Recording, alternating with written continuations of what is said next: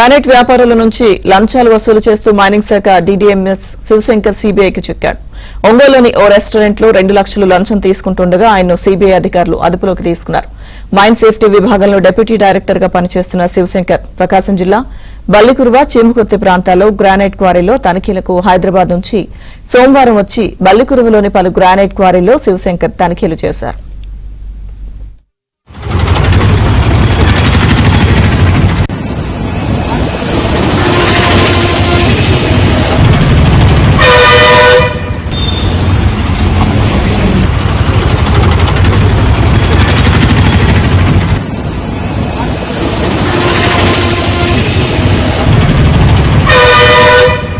తీసుకున్నారు.